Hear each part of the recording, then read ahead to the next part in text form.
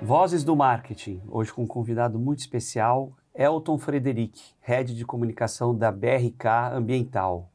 Elton, Voz do Marketing faz parte da iniciativa Encontros com o Futuro, que tem apoio do Pacto Global da ONU, da Prime, que é o braço da ONU de universidades, da ESPM, das Eurocâmaras, que são as câmaras europeias no Brasil, são 5.000 empresas, da Pricewaterhouse, do Conselho Regional de Administração e da ABERJ. A nossa ideia, Elton, é aproximar o setor privado da academia e conseguir levar esse conteúdo para todo mundo que tem interesse não só na área, mas também descobrir um pouco sobre a carreira desses profissionais. Prazer enorme estar aqui com você. Hoje comigo na bancada, Matthew Schurtz, que é diretor do World Observatory. Elton, conta um pouquinho para a gente o que faz a BRK e como é que você conseguiu essa posição de destaque de Head de Comunicação. Obrigado, Pedro. Prazer estar aqui. Matthew, muito prazer. É um prazer enorme conversar com vocês. A BRK é uma empresa de saneamento básico. Ela atua em aproximadamente 100 municípios do país, em 12 estados diferentes, atendendo 16 milhões de pessoas. O saneamento básico, serviço de água e esgoto. Em algumas cidades a gente atua oferecendo serviços tanto de água quanto esgoto, que a gente chama de concessão plena. Em outras cidades a gente atende apenas o serviço de esgoto, coleta, tratamento de esgoto. É uma empresa que está ligada diretamente com saúde, qualidade de vida, sim, meio ambiente, porque o Brasil ainda tem um enorme desafio relacionado ao saneamento básico, né? A gente tem praticamente metade do país ainda sem acesso a serviços de esgoto, né? Metade? Quase metade do país ainda não conta com acesso a esse serviço, com consequências que são desastrosas, são terríveis. E a água, né, apesar da gente ter grandes reservas, sermos reconhecidamente um país banhado, né, de uma forma muito esplendorosa, ainda tem milhões de pessoas no Brasil que não têm acesso à água potável, e algumas delas têm acesso de forma intermitente, né, alguns dias na semana, enfim. Então é um enorme desafio que vem melhorado bastante no país, mas que ainda é um cenário que demanda muito investimento, muito trabalho aí por parte das empresas. Eu chego na BRK há 12 anos, aproximadamente. Eu sou formado em jornalismo, fiz jornalismo, me formei em 2005, fazer essa conta dá um certo assombro, porque já faz muito tempo. 2005... Só piora. Só piora, é isso. Eu posso Exato, garantir. Mas a alternativa é pior, é melhor envelhecer. Exatamente. Então, eu me formei em 2005 como jornalista, e naquele momento é muito interessante quando a gente vai refletir sobre a própria carreira, porque eu nunca me imaginei trabalhando com comunicação corporativa, né? Eu acho que, em geral, quem faz jornalismo almeja, está pensando ali em trabalhar numa redação, sim, na TV. Esse universo da comunicação corporativa estava completamente ausente do meu imaginário, assim, não era uma coisa, eu nem sabia que existia exatamente uma função de um profissional de comunicação que está ali dentro de uma empresa. Para mim, o universo estava muito mais restrito e limitado a essa ideia de trabalhar numa redação, escrever artigos, mudar o mundo, que é tudo aquilo que a mística por trás de quem se interessa por jornalismo. Eu tô me formando ali numa época em que a internet está muito aquecida, né? Você está chegando nos websites, o jornalismo está passando por uma transformação muito grande. E aí eu consigo ali meu primeiro emprego como estagiário no Instituto Itaú Cultural, aqui pertinho do estúdio, e que foi incrível, porque me abriu um universo cultural, magistral, maravilhoso, que eu sou muito grato. E depois eu entro para trabalhar com comunicação corporativa, mais como assessor de imprensa, né? Que eu acho que a primeira agência era uma agência pequena, chamada RAF, acho que ainda existe, e fui estagiário lá por um tempo, e aí aquele percurso natural do assessor, né? Eu fui migrando para agências maiores, até chegar na CDN, que é uma grande agência, para atender empresas do grupo Odebrecht, né? Naquela época, 2011 talvez, Odebrecht crescendo enormemente, eu começo a atender as empresas do grupo e em um determinado momento fui convidado para trabalhar no grupo Odebrecht, né? Isso em 2013.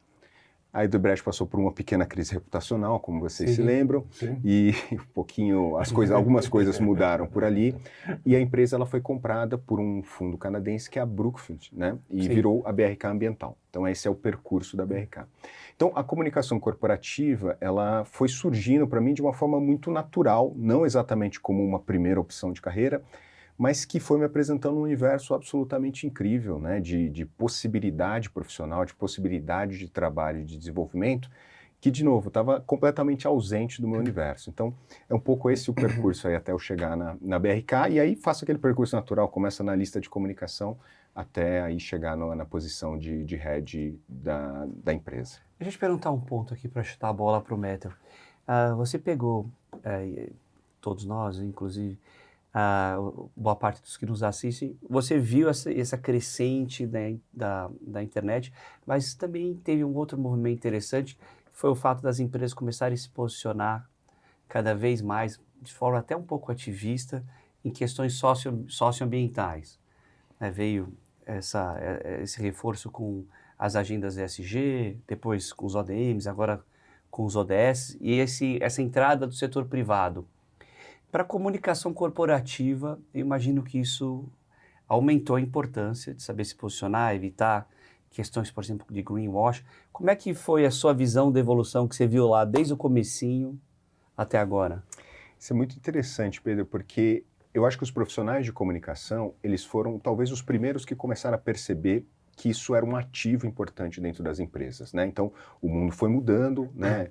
Alguns discursos foram sendo desenvolvidos, a gente foi aprendendo essa linguagem, esse letramento, e isso foi entrando nas empresas de uma forma, como uma exigência mesmo, de a sociedade está mudando, as empresas têm um papel fundamental nesse processo.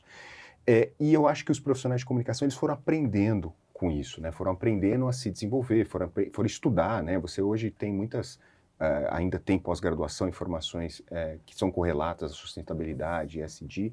Então, esses discursos foram entrando e as áreas de comunicação tiveram um papel fundamental, não só no sentido de anunciar isso para o mercado, de demonstrar, de materializar aquilo que as empresas estão fazendo, mas na própria mudança cultural das pessoas, né? Então, as pessoas, os funcionários também passaram por isso, né? Eles precisaram ser educados no sentido de, olha, essa empresa ela tem um propósito, ela tem um compromisso ambiental, ela tem uma razão de ser.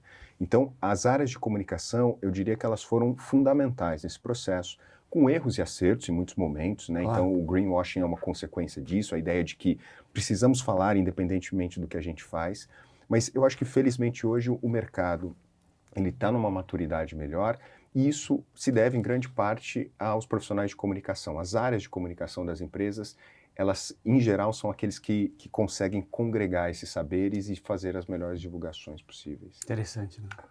O Elton, eu acompanho essa área de saneamento, não muito de perto, mas mais ou menos há um bom tempo já.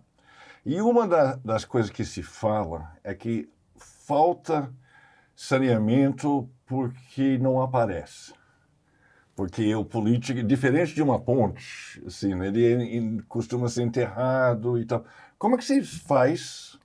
Isso é um problema? É verdade? Continua sendo verdade? Mudou? Conta para mim um pouco. Eu vi que você reconheceu o argumento. Eu acho que esse argumento ele é bastante válido, Matthew, mas eu acho que ele talvez esconda outros problemas relacionados ao avanço do saneamento, né? Uhum. De fato, é um trabalho que ele não é exatamente popular, né? No sentido de que, se você fizer uma pesquisa, ninguém é contra saneamento básico. Sim. Qualquer lugar que você for, todo mundo é super a favor.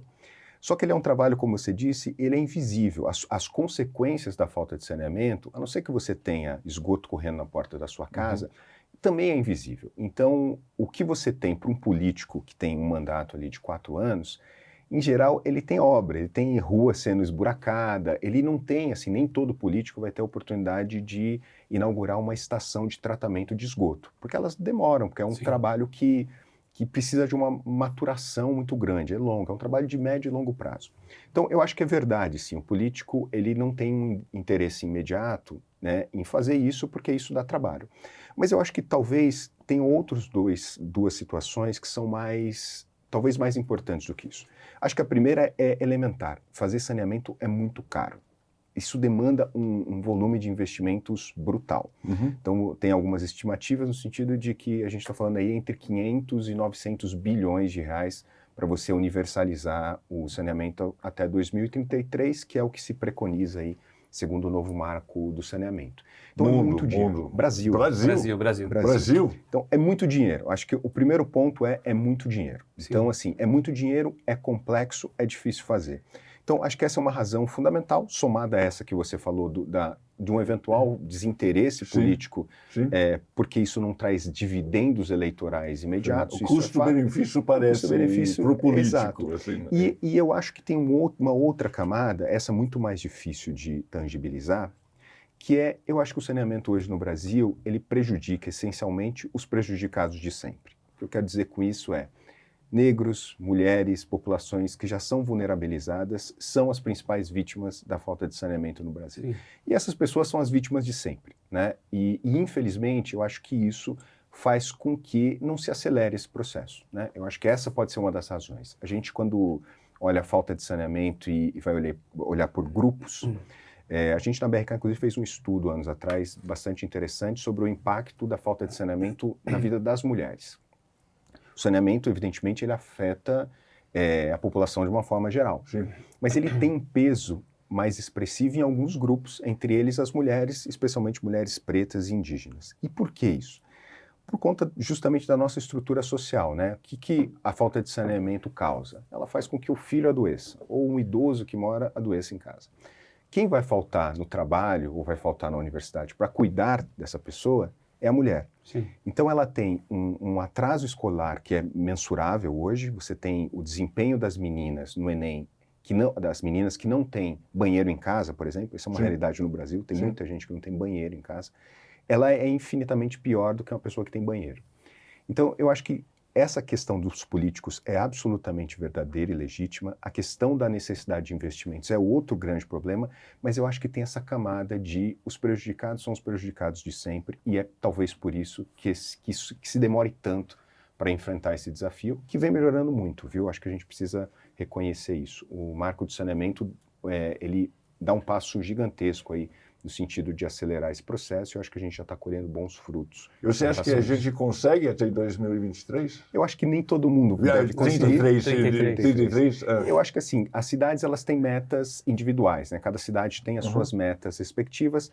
O marco estabelece 2033, mas muitas cidades já demonstram dificuldades, porque isso está atrelado a um plano de saneamento básico que cada município deve ter. Alguns municípios sequer têm esse plano. Então, é um desafio enorme. 2033 está aí, né? Sim. Então, acho que muitas cidades vão ter bastante dificuldades de alcançar isso. Elton, quando você fala de saneamento, acho que você traz uma questão central, não só para a questão de saúde pública, mas também para a questão ambiental. E quando falta chuva? E quando você tem esses extremos climáticos? Qual é o desafio da comunicação? Porque a empresa reporta para a cidade, né, para os seus usuários, como se toda a responsabilidade fosse dela. Mas vocês é uma solução baseada na natureza. Sem dúvida. Qual é o desafio de comunicar? Pedro, essa é uma questão urgente, assim. A gente vivenciou em 2014 aquela crise hídrica aqui em São Paulo, que foi muito intensa.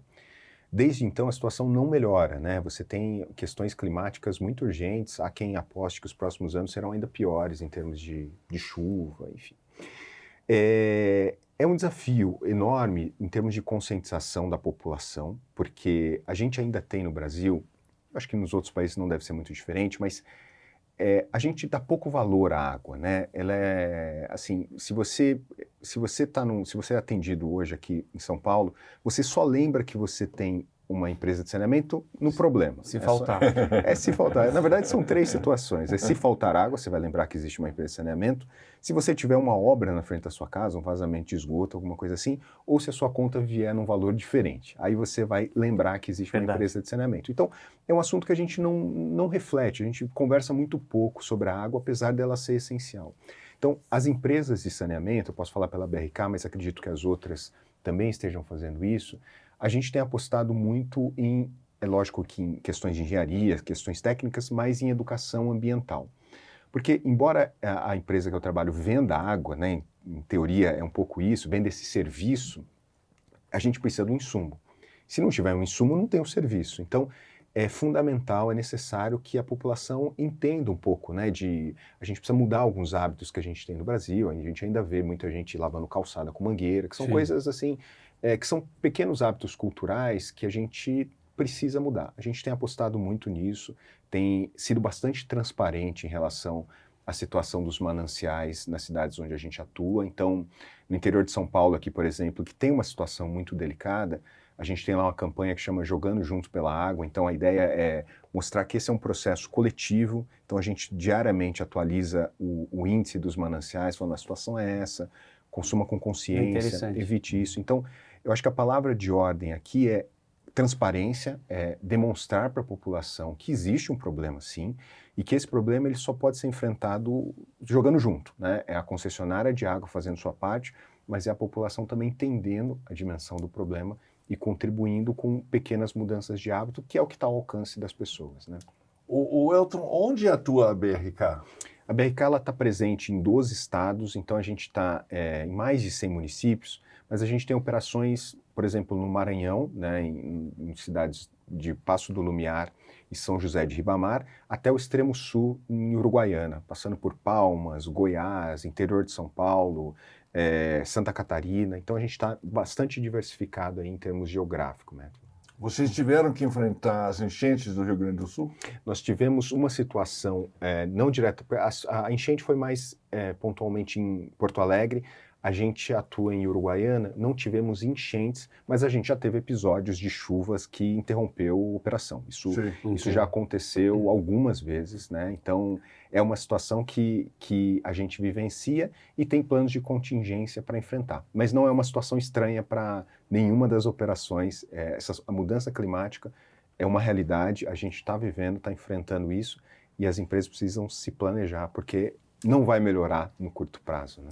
Vocês só para esticar só um pouquinho, vocês fizeram planos para a mudança climática, especificamente. Sim. Você discute isso na comunicação? Sim, a comunicação está diretamente ligada ali à área de ESG e existem planos e mapeamento de risco para todas as operações. Então a gente discute e reflete sobre isso, comunica a população quando a gente vai ter, enfim, manutenções preventivas ou corretivas decorrentes de mudanças climáticas. Então isso é uma constante na nossa comunicação, né? Que legal. Elton, falando um pouco de futuro, tendências, a gente vê uma discussão grande na importância de investimentos em infraestrutura, não só em saneamento básico, mas para transformar cidades em cidades esponjas, para tentar recuperar mananciais ou tentar reaproveitar, reutilizar água, investimento em economia circular para indústrias. O que você vê que são tendências, quais são as tendências que você acredita que precisam se fortalecer e aonde a sociedade precisa estar atenta para que os extremos climáticos e o problema do saneamento não seja agravado? Eu acho que as pessoas elas precisam, né, a população de uma forma geral, e as concessionárias de água, elas são também responsáveis por isso, elas precisam entender a dimensão do problema. Acho que esse é um primeiro ponto, e de como que esse problema, ele afeta o dia a dia das pessoas. Não é uma coisa etérea, não é algo que está distante, é algo que está afetando diretamente a vida das pessoas. Então, eu acho que a gente precisa refletir um pouco sobre como que a gente faz essa conversa com a sociedade, né? E também, eu acho que você tocou num ponto que é interessante, que é reuso de água, por exemplo, né? Então, existem projetos nesse sentido de você reaproveitar a água. Acho que a Sabesp aqui em São Paulo está discutindo alguma coisa nessa linha, mas eu acho que talvez a conversa ainda precise materializar melhor, isso é um trabalho de comunicação, dos efeitos práticos das mudanças climáticas na vida das pessoas. Então, a gente quer viver em cidades que nos ofereçam condições adequadas, né, sanitárias, de saúde. E se a gente não tocar nesse assunto, se a gente não passar por isso, a gente vai ter consequências bastante significativas aí, e num curtíssimo prazo, né? Sim, e como vai cobrar investimento. Bruno, ou Elton, desculpa. Elton, um ponto importante. Para os nossos alunos, que conselho que você dá para quem está na universidade, quem está estudando, quem está começando na área de comunicação?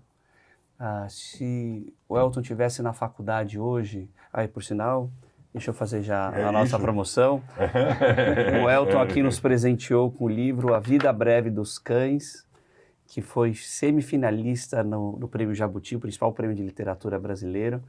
Então, para alguém que é apaixonado por literatura e também por estudo, que conselho que você dá para os alunos?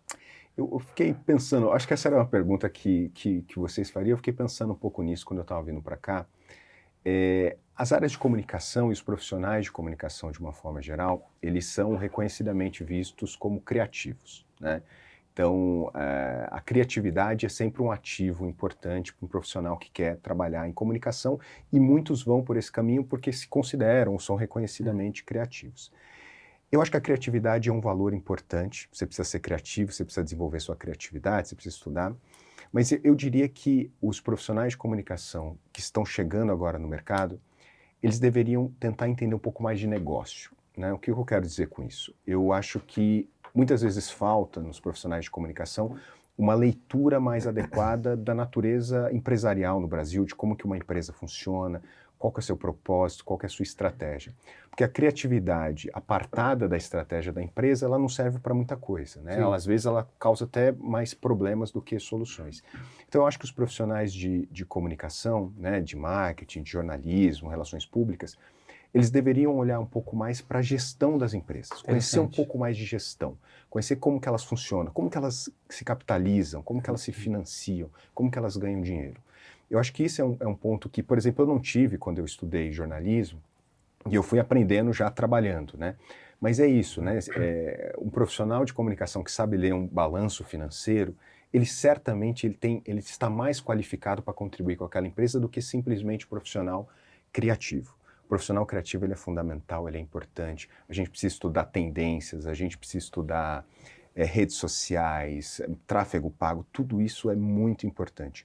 Mas eu acho que é preciso uma imersão maior no setor corporativo, entender regulação, por exemplo, que é o setor que eu atuo, é um setor regulado. O que é regulação? Por que isso existe? Quais são as regras desse mercado? Então eu acho que é uma conversa mais talvez com a área de administração, para que esses profissionais eles consigam se desenvolver mais e chegar jogando, chegar trabalhando, chegar com a sua expertise, né, de criativo, mas também olhando para a estratégia da empresa. Então, eu acho que os profissionais de comunicação deveriam olhar um pouco mais para a gestão.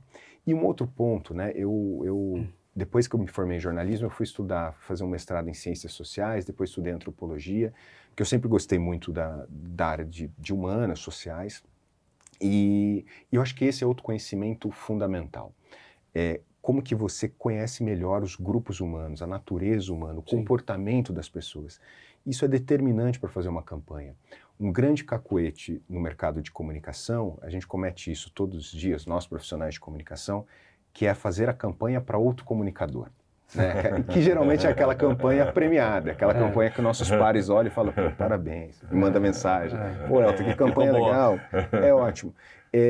É ótimo campanhas assim, mas será que ela está cumprindo exatamente o propósito de comunicar, de falar com as pessoas? E às vezes esse ruído, né, ele acontece justamente porque a gente não conhece quem que é o nosso público, né? No setor de saneamento, a gente tem um desafio adicional que é o seguinte, a gente fala com todo mundo, né, com todos os grupos. As pessoas são muito diferentes entre si, Então, sei lá, se você for pensar numa campanha de água, né, e a gente sempre vem, né, vai levar saneamento, vai levar água, a gente vem aquela imagem da mulher carregando a lata d'água na cabeça.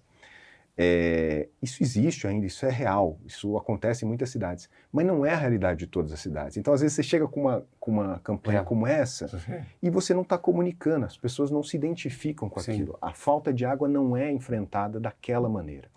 Então, eu acho que nós, comunicadores, deveríamos entender melhor a natureza dos negócios, a natureza das empresas que a gente trabalha, a estratégia da empresa e conhecer melhor os grupos humanos, conhecer melhor o Brasil, é fundamental isso. Porque senão a gente incorre nesse erro de fazer campanhas para nós mesmos. Campanhas que nós vamos celebrar, que a gente vai achar bacana, vai lá concorrer no Prêmio Aberge, a gente adora, é maravilhoso isso.